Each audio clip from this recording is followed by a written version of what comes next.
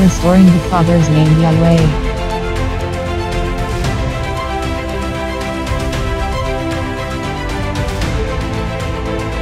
Restoring the Messiah's name Yahshua.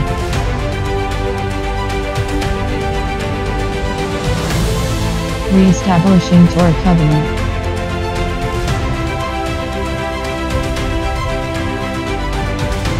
Preparing the bride. The revealing of the sons of Elohim.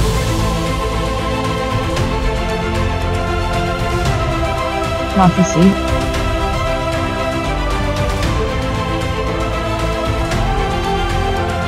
The return of Melchizedek, the royal priesthood. Elijah's school of the prophets. The Way Ministries.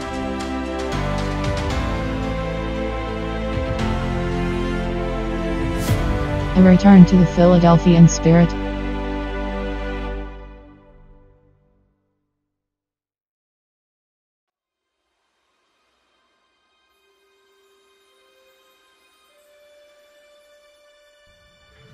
Revelation 14.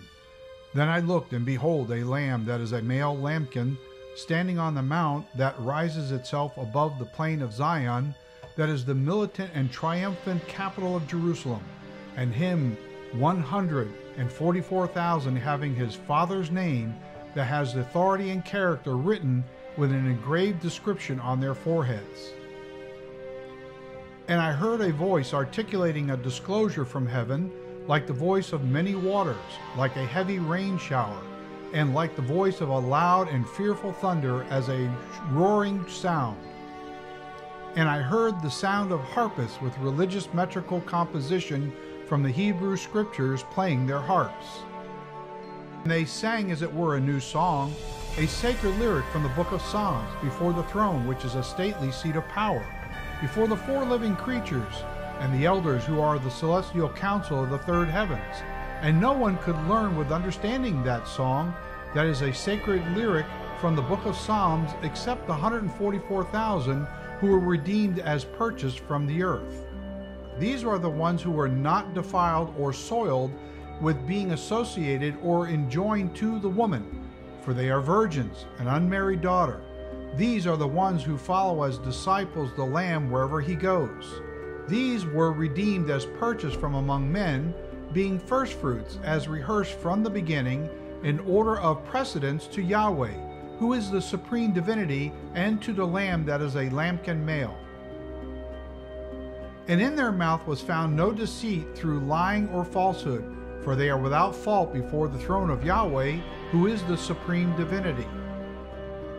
Then I saw another angel flying in the midst of the mid-sky between the first and second parts of heaven, having the everlasting gospel of the good news to preach to those who dwell on the earth, to every nation that are pagan and non-Jewish, tribe, offshoot of race or clan, tongue that is naturally acquired language, and people of their own populace, saying in a systematic discourse with a loud and fearful voice, fear with reverence Yahweh, and give glory of honor, praise, and worship to him.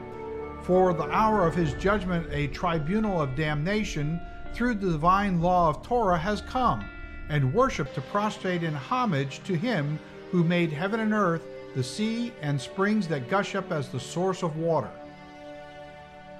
And another angel in time, place, and rank followed, saying, Babylon, a cruel and oppressive government that is full of bitterness of wormwood, is fallen, that great and fearful one, because she has made by furnishing the irrigating drink, so that all the nations that are non-Jewish drink of that wine that is fermented for intoxication, of the wrath with fierce, passionate breathing, for the purpose of slaughter of her fornication, which is an act of harlotry from idolatry, which is unlawful lust.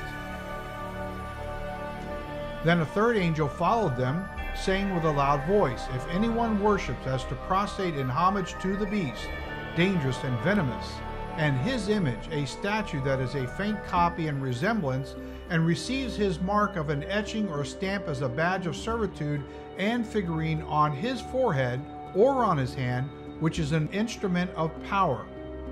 he himself shall also drink of the wine of the wrath of Yahweh, who is the supreme divinity, which is poured out as a mixture of full strength, undiluted, into the cup of fate of his indignation, with violent passion for justifiable punishment.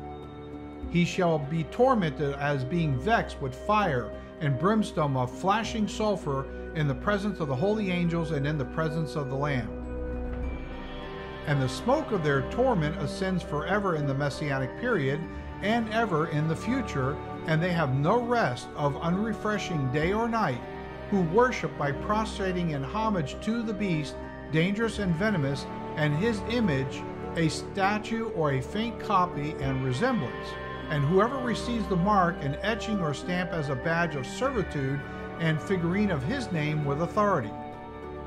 Here is the patience with cheerful endurance of the saints that are sacred and ceremonially consecrated. Here are those who keep a watch to guard from loss or injury, like a fortress or full military line of apparatus, the commandments of Torah, of Yahweh, who is the supreme divinity, and the faith by reliance on and of Yahshua. Then I heard a voice from heaven saying in a systematic discourse to me, "Right, blessed, supremely fortunate, and well off are the dead who die off through being slain in the Master as a supreme from now on, this hour forward." Yes, a strong affirmation, says the Spirit, that is the Ruach HaKodesh, Holy Spirit, that they may rest with refreshment and be exempt from their labors that causes weariness, and their works to toil as an occupation follow them. Then I looked, and behold, a white cloud, and on the cloud sat one like the Son of Man, having on his head that seized and took hold of power a golden crown, as a twine wreath, a badge of royalty, and in his hand a sharp sickle hooked for harvesting. And another angel came out of the temple, his dwelling place, crying with a loud and fearful voice, articulating a disclosure to him who sat on the cloud, "Thrust in your sickle and reap, for the time has come for you to reap, for the harvest of the earth is ripe with maturity." So he who sat on the cloud thrust in his sickle, hooked for harvesting, on the earth, and the earth was reaped. Then another angel came out of the temple, his dwelling place, which is in heaven, he also having a sharp sickle. And another angel came out from the altar, a place of sacrifice, who had power and privilege of superhuman delegated influence over fire. And he cried this address, an imitation of another angel, with a loud and fearful cry to him who had the sharp sickle, saying, "Thrust in your sharp sickle, and gather the ripe fruit of the clusters of the vine of the earth, for her grapes are fully ripe." So the angel thrust his sickle into the earth, and gathered the vine of the earth, and threw with violence it into the great and fearful winepress, a trough and wine vat of the wrath of fierce passionate breathing for the purpose of slaughter of Yahweh, who is the supreme divinity. And the winepress, a trough and wine vat, was trampled as a pathway outside the doors of the city with walls, and blood, as juice from grapes, came out of the winepress that is a trough and wine vat, up to the horses' bridles bit leader, for 1,600 furlongs, a fixed measure of a race course of 1,056,002 feet, or 200.0004 miles.